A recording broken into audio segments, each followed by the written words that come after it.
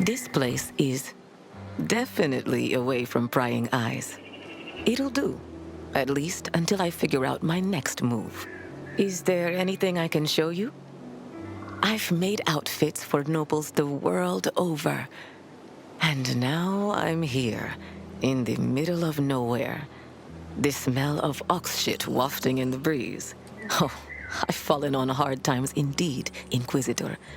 But hard times and me, we go way back. What is Mandragora?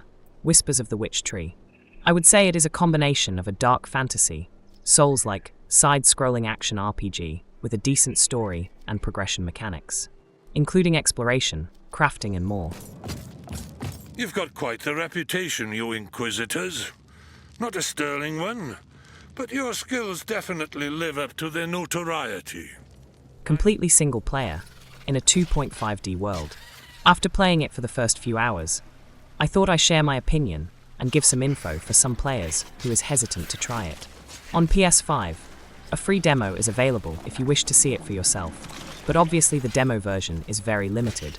You will only see the very small part of the game at the start.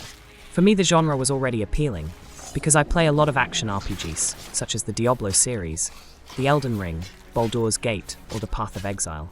First, I was concerned about the difficulty, but if you are like me, who prefers the more difficult type of games, or with other words Souls-like games, where you must pay attention of the combat mechanism and other details, then this might be just for you.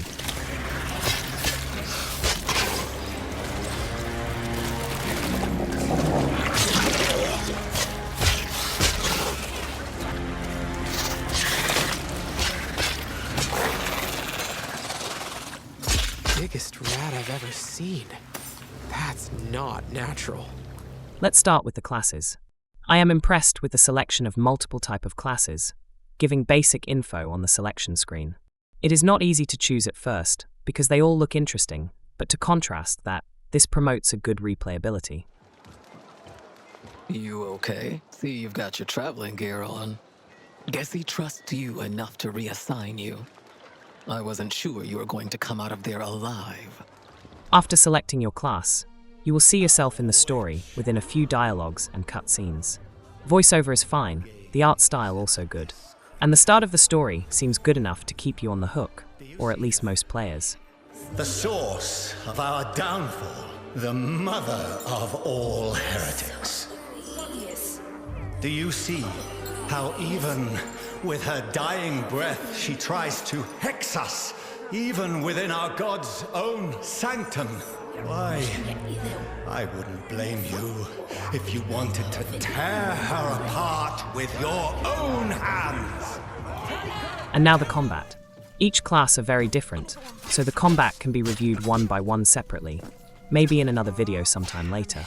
As I did not play side-scrolling action games for quite a while now, it took some time to get used to it to avoid the attacks.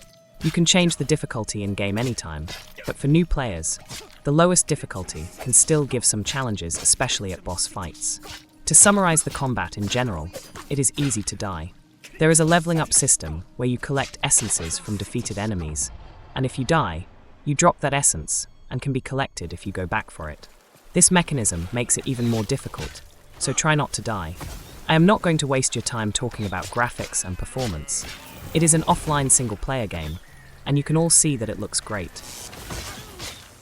Now let's talk about the progression system and the items and skills.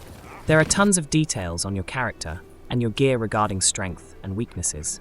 Also, there are many different types of enemies with variety of skills, where some of them can take you down easier than others, depending on what you wear and where you spend talent points. Great thing is the bestiary. Here you can see detailed information of the monsters and enemies, such as attack type, resistances, and even what they drop on death. And here is why I love this game already. You build your character the way you want. You can find gear, you can craft gear, and you can also buy equipment. You have multiple options how you progress, and what strategy you take to advance through the challenges. As you kill many enemies absorbing their essence, you level up and earn talent points where you can improve your abilities on multiple skill trees. As you see here, there are many choices, so read all and plan what you specialize in. It is great to see that on higher levels you can spend talent point on other talent trees too. So with this option, you can blend builds with your creativity. Kudos to the developers to make this happen.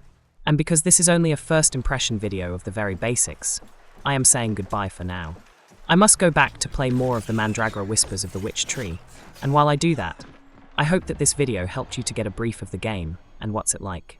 I am planning to make more videos very soon, so if you like this one, you can subscribe to my channel for more.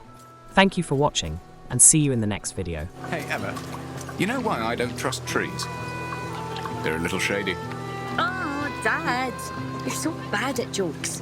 And you already said that one.